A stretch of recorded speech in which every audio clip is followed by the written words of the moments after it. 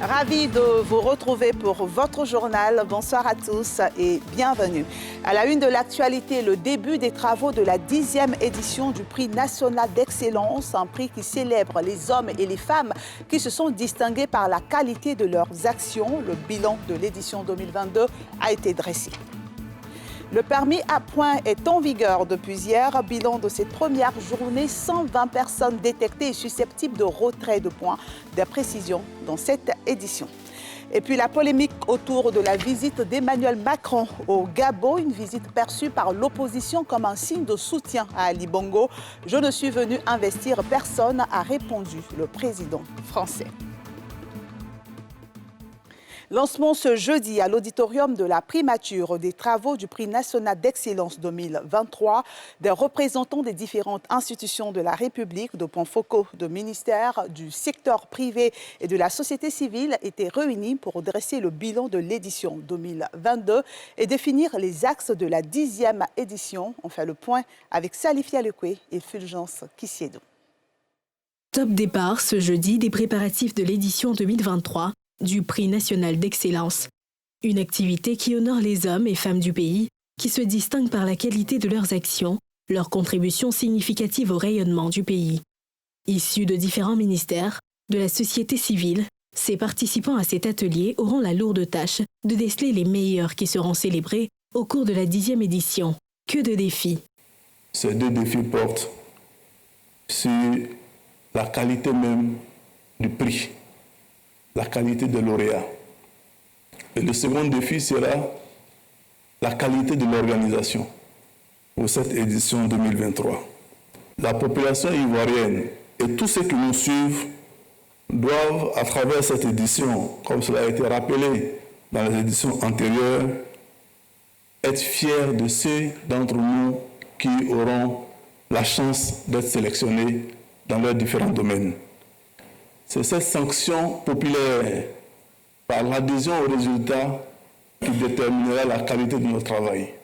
Cette année, M. le Premier ministre nous a demandé de faire en sorte que le dispositif et l'ensemble du processus qui l'encadre soient mis en œuvre pour soumettre à son Excellence le Président de la République les listes de lauréats le 10 juillet 2023. Il a été question, entre autres, de dresser le bilan de l'édition 2022, d'évoquer les innovations, de s'imprégner de la matrice d'action pour le rendez-vous de 2023, qui n'occultera pas les vœux du chef de l'État, Alassane Ouattara, de consacrer l'année 2023 à la jeunesse. Je note que des efforts devraient être faits au plan financier pour soutenir substantiellement les jurys et les comités de sélection, pour aller rechercher les meilleurs là où il se trouve et dans toutes les contrées de la Côte d'Ivoire. Je note également qu'une réflexion plus approfondie devrait être menée sur le nombre et la pertinence des prix qui sont proposés. Instauré en 2013, le prix national d'excellence récompense les Ivoiriens et Ivoiriennes, les entreprises et administrations qui se distinguent. L'on dénombre 84 prix décernés au cours d'une cérémonie présidée par le chef de l'État, Alassane Ouattara, à la veille de la fête de l'indépendance du pays. Et cela fait 2 jours aujourd'hui que le permis à points est rentré en vigueur. C'est une nouvelle disposition qui vise à lutter contre l'incivisme routier. Bilan de la première journée, 120 personnes détectées et susceptibles de retrait de points. Elle dispose de 8 jours pour contester l'infraction auprès d'un centre de gestion intégré de la mobilité. Les explications de Nadia Eidja. Le permis à points est entré en vigueur depuis ce 1er mars. Au niveau des automobilistes, cette mesure est la bienvenue. Je n'ai pas encore reçu de message concernant les 12 points que d'autres amis ont déjà reçus. En tout cas, quand je roule maintenant, là, je doute un peu. Parce que quand je fais un petit, il me dit non, peut-être que je suis déjà en erreur. Nous autres, on n'a pas peur, puisque on était déjà formés pour ça. 120 personnes détectées susceptibles de retrait de points, c'est ce qui ressort de la première journée de mise en vigueur du permis à points. Ces personnes, après avoir reçu la notification, disposent de 8 jours pour contester l'infraction auprès d'un centre de gestion intégré de la mobilité. Une révolution du secteur du transport, voulue par le gouvernement. Le permis à points a été adopté comme étant un moyen de réduction des accidents de la route par le gouvernement en 2016. Le permis à points est rentré en vigueur hier, 1er mars. Il y a déjà quelques cas donc de gens qui se sont vus retirer donc des points. Au cours de ce numéro des rendez-vous du gouvernement, le ministre de tutelle est revenu sur les actions menées pour la modernisation du secteur du transport. 94% des tués sur la route sont donc victimes du fait de mauvais comportements. Sur cette base, une stratégie plus resserrée a été adoptée donc, par le gouvernement sur 5 ans, de sorte à réduire de 50% en 2025 le nombre de tués sur nos routes par rapport à 2020. Donc l'objectif est vraiment d'être en dessous de 800 tués en 2025. Pour réduire les accidents de la route, l'État a mis en place une stratégie gouvernementale, le renouvellement du parc automobile, la semaine de la sécurité routière, la vidéo-verbalisation et le permis à points sont entre autres dispositions de cette stratégie qui permet d'obtenir des résultats probants. Et le ministre de la Justice et des Droits de l'Homme a pris part ce jeudi à la Banque mondiale à un panel virtuel de haut niveau sur le rapport Human Business and the Law. Il a présenté les avancées de la Côte d'Ivoire en termes de réformes visant à améliorer les droits de la femme. Le reportage est signé Pierre Dipomelin et Fulgence Joseph Zécré. Le ministre Sansan Kambilé, en charge de la justice et des droits de l'homme, a présenté les avancées enregistrées par la Côte d'Ivoire suite aux nombreuses réformes qui ont eu cours ces dernières années en Côte d'Ivoire. C'était au rendez-vous annuel de la Banque mondiale sur le rapport Women Business in the Law, un document qui fait le point des droits des femmes dans le monde. Plusieurs réformes ont été entreprises en matière de droit sur la loi sur le mariage, la loi sur la filiation, la loi sur la succession. Toutes ces réformes ont été faites et surtout en matière de protection de la femme relativement aux violences basées sur le genre. Et récemment, une loi a été entreprise pour donc protéger les femmes. Vous savez, depuis quelque temps, nous sommes entrés dans la phase d'application de ces différentes lois, et notamment la dernière loi, celle qui consiste à assurer une meilleure protection des femmes relativement aux violences basées sur le genre. Nous avons entrepris donc de vastes campagnes de sensibilisation. Ce rapport analyse les lois et réglementations qui affectent les opportunités économiques des femmes dans 190 économies à travers 8 indicateurs structurés autour des interactions des femmes avec la loi lorsqu'elles commencent, progressent et terminent leur carrière, mobilité, lieu de travail, salaire, mariage, maternité, entrepreneuriat, actifs et retraite. La traque aux migrants en Tunisie et la décision du gouvernement ivoirien de rapatrier ses ressortissants en détresse ne laissent pas indifférents certains partis politiques, notamment le PPACI. Son porte-parole, Justin Katinon-Koné, était face aux médias dans le cadre de la 15e tribune de son parti.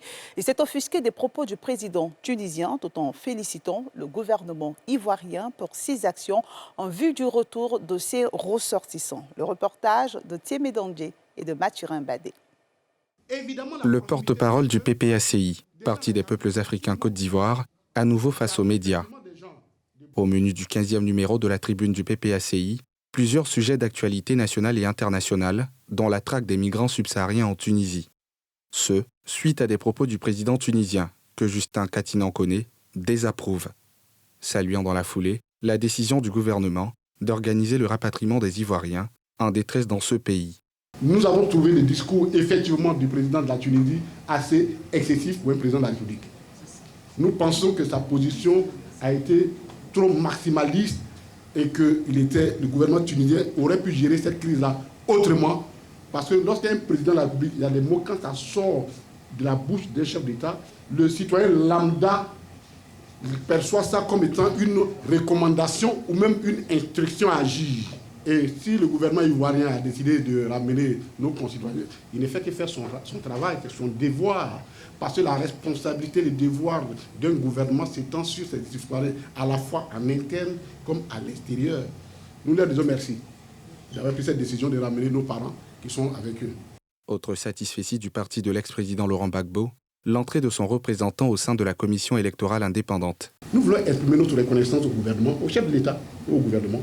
Nous lui exprimons notre reconnaissance pour le réaboutissement de cette longue bataille politique malgré les retards inexplicables. Cette entrée est la preuve que dans le dialogue, dans la concertation, on peut faire avancer la cause de la Côte d'Ivoire, malgré nos divergences politiques.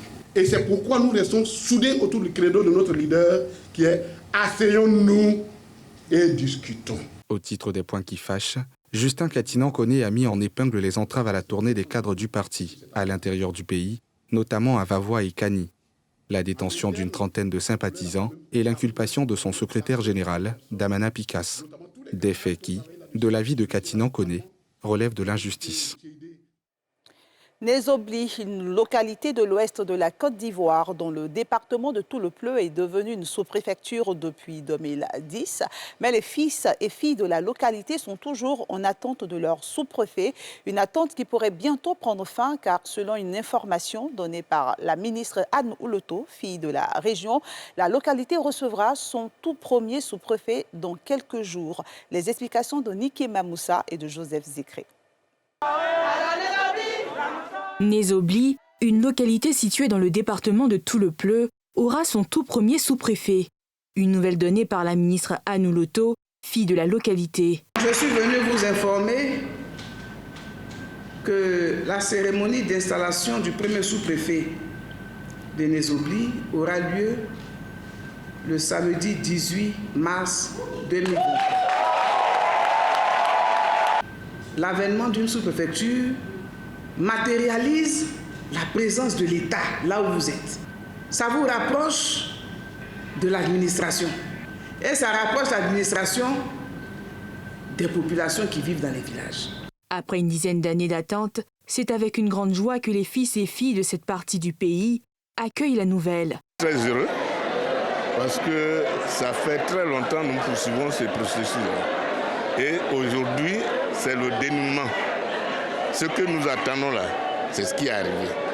Tout le Nézo, c'est-à-dire toute la région, est très très heureuse, comme moi je le suis actuellement. C'est une grande joie de recevoir aujourd'hui notre sous-préfet que nous avons cherché tant. Je ne peux que m'exprimer en joie. Franchement, c'est la joie. Nous voulons avoir physiquement notre sous-préfet pour encore être dans la République. Nézobli est une localité de l'ouest de la Côte d'Ivoire et appartenant au département de Tout-le-Pleu, région du Moyen-Cavali. Sous-préfecture depuis 2010, il a fallu attendre 13 années pour que Nézobli célèbre son tout premier sous-préfet. Ce 18 mars sera donc une véritable fête populaire.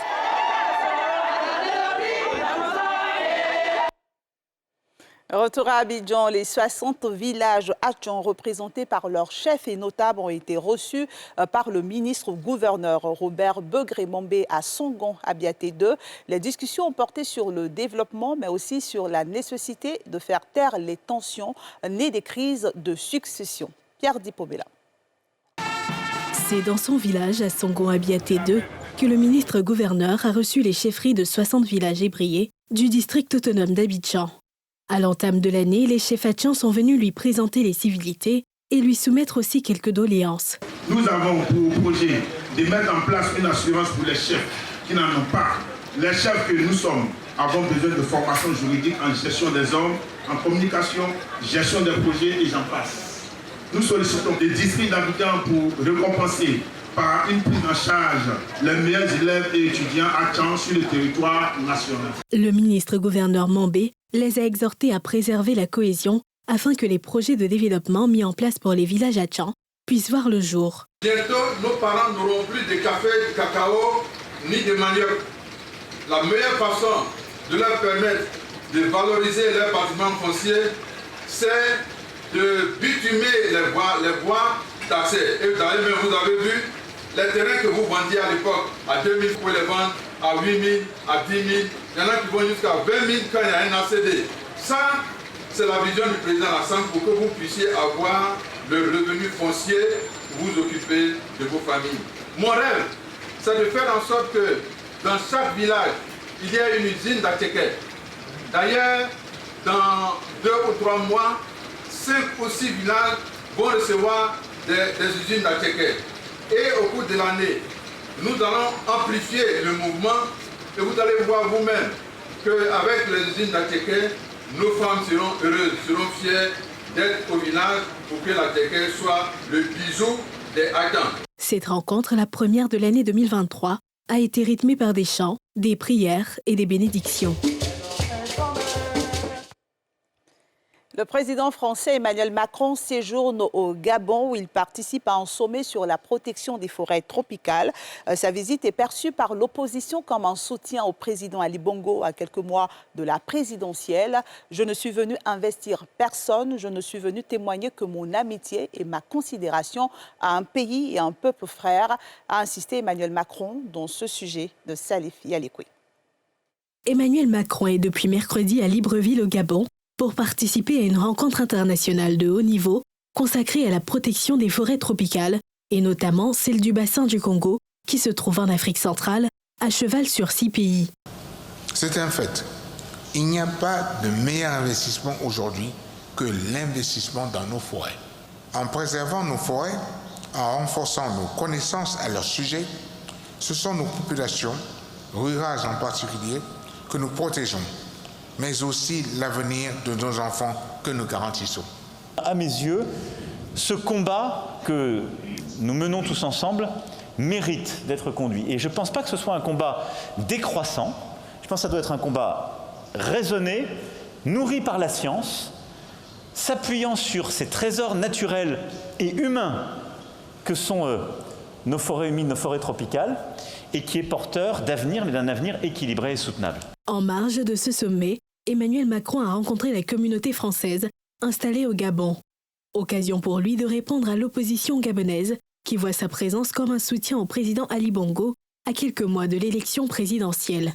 Et donc si je suis au milieu de vous aujourd'hui, avec le plaisir de vous retrouver, c'est précisément pour bâtir un partenariat équilibré sur les sujets de climat et de biodiversité, sur les sujets économiques, industriels, etc., de défendre nos intérêts, de porter des causes communes. Mais je ne suis venu investir personne, je ne suis venu témoigner que mon amitié et ma considération à un pays et à un peuple frère. D'autres chefs d'État, dont Denis Sassou Nguesso, du Congo-Brazzaville, Faustin Archange Touadéra, de la Centrafrique, Mahamat Idriss Déby Itno au Tchad, ou encore Théodoro Obiang Nguema Mbasogo de la Guinée équatoriale, sont également présents au Gabon. Vous êtes plusieurs à vous inquiéter de la situation des Ivoiriens en Tunisie et de leurs conditions de vie et leur éventuel retour en terre d'Eburnie. Tous ces points seront abordés juste après ce journal dont Sans réserve. Ali Diarra-Souba reçoit pour vous le président de l'Union des Ivoiriens de Tunisie, Anjo-Seri Soka. Et c'est la fin de ce journal de la rédaction de NCI. Merci de votre fidélité. Prenez soin de vous et à bientôt.